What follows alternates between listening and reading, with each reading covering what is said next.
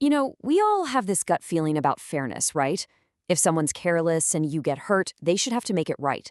But what if I told you that sometimes the law of negligence looks at genuine, real harm and just says, nope, sorry, no compensation for you? So in this explainer, we're going to dig into exactly why that is. And to get right to the heart of it, let's just start with a really sharp question. Picture this. You're drowning. A stranger is standing on the shore. They're perfectly able to help you, but they do nothing. You suffer harm. Can you sue them? And believe it or not, the answer in most common law countries is no, you can't. Now that feels completely wrong, doesn't it? But there is a logic to it, a very specific legal reason. And our goal here is to pull back the curtain and show you the thinking behind this and a few other rules that seem, on the surface, totally unfair. And the reason for all of this? Well, it's fascinating. It's not about the law being cold or unsympathetic. It all comes down to one single massive fear that guides these decisions, the fear of opening the floodgates. Courts are terrified that one little act of carelessness could trigger a tidal wave of lawsuits, an endless chain of claims that could bankrupt people and just completely overwhelm the entire legal system. So, to manage this fear, the law basically builds these legal dams. It creates special, walled-off categories for certain types of harm. And for things like psychiatric injury, pure financial loss, and for simply failing to act, the rules get way, way stricter to avoid what judges call crushing liability. All right, so let's dive into our first big category, psychiatric injury. This is, you can imagine, an incredibly tricky area. How on earth does the law handle harm that's invisible? And, more importantly, how does it stop everyone who's ever been upset from filing a lawsuit?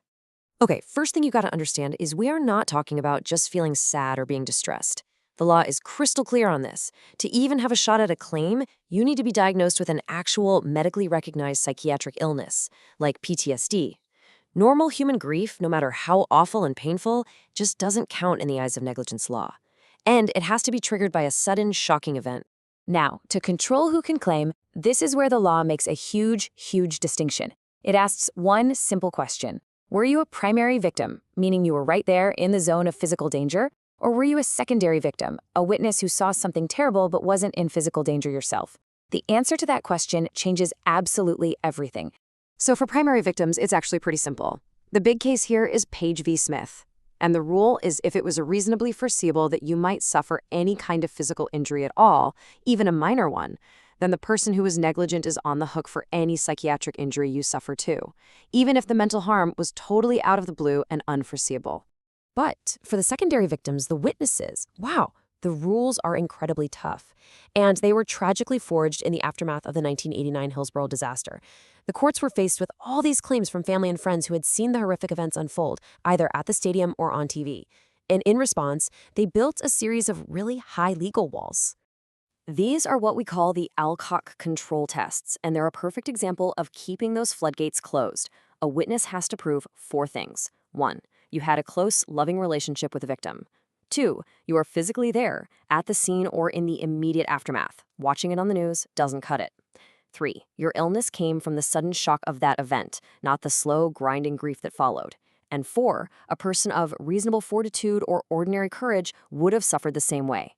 It is a very, very high bar to clear. Okay, let's shift gears to our second category, and this one is just as mind-bending: pure economic loss. This is the idea that just because someone's carelessness costs you a bunch of money, it doesn't mean you can sue to get it back. The classic case that explains this is called Spartan Steel. So get this, a contractor is out doing some digging, and whoops, they negligently slice through the main power cable to a nearby steel factory. The power dies, and the factory starts losing money, but it's how they lost the money that changes everything. First up, there was a batch of metal in the furnace that was completely ruined when the power went out. That's straightforward physical damage to property. That 400-pound loss, totally recoverable. No problem there.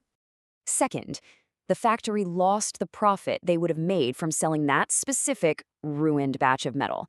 This is what we call consequential economic loss. It flows directly from the physical damage. So that 1,767 pounds, also recoverable. Still makes sense. But here's the kicker. The factory also couldn't make and sell other batches of steel while the power was out, costing them about 5,000 pounds in lost profits. This is pure economic loss. It's not connected to any property they owned that was damaged. It was just potential money that never came to be. And the court said, nope, not recoverable. Why? Floodgates. Think about it. If the factory could sue for that, what about its suppliers? What about the truck drivers? The ripple effect would be endless. So the rule seems pretty clear then. You can't sue for pure financial loss when it's caused by a negligent action. But is that the end of the story? Is there no way around it? Wrong again, because the law treats negligent words very differently than negligent actions. A huge case called Headley-Byrne versus Heller carved out a major exception for something called negligent misstatement. That's where you lose money because you relied on bad advice. But, and this is a big but, it only works if you can prove there was a special relationship between you and the person giving the advice. So what exactly is this special relationship? Well, you guessed it, it's another control mechanism. The court will look for 4 things. 1. Did the advisor have some special skill or expertise? 2.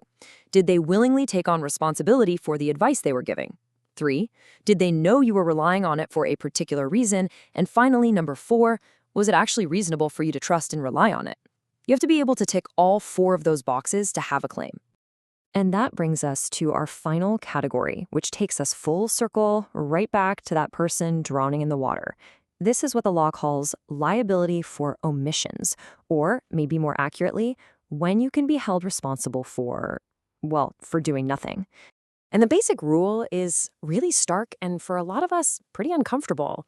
The law does not force you to be a hero. The law does not force you to be a good Samaritan. It prioritizes your individual freedom, your right to just do nothing. There is no general legal duty to rescue a stranger, no matter how easy it might be. But just like our other categories, there are a few very specific exceptions. The law will make you act if you're in a relationship of control, like a prison guard and an inmate. It will also step in if you've formally taken responsibility for someone, if you were the one who created the danger to begin with, or if you have a special relationship with the person who causes the harm. But outside of those very narrow boxes, the general no duty to act rule holds strong. So we've looked at psychiatric harm, pure economic loss, and the failure to act. And they might seem like totally separate topics, but they're all stitched together by that one single guiding principle: the absolute need for the law to draw a line in the sand somewhere to keep liability from spiraling out of control. So let's just quickly recap these control mechanisms. For psychiatric injury to witnesses, you've got the super strict Alcock tests acting as a gatekeeper. For economic loss, the Spartan Steel case draws that hard line against pure financial claims. And for bad advice, Headley-Byrne demands that special relationship. Each one is a different tool for the same job, managing that deep-seated fear of the floodgates. So what this all really tells us is that the law of negligence isn't just about fairness for one person, it's also this massive balancing act to protect the stability of the whole system. To do that, it has to draw lines. And that leaves us with a big final question, doesn't it? Is that line always drawn in the right place?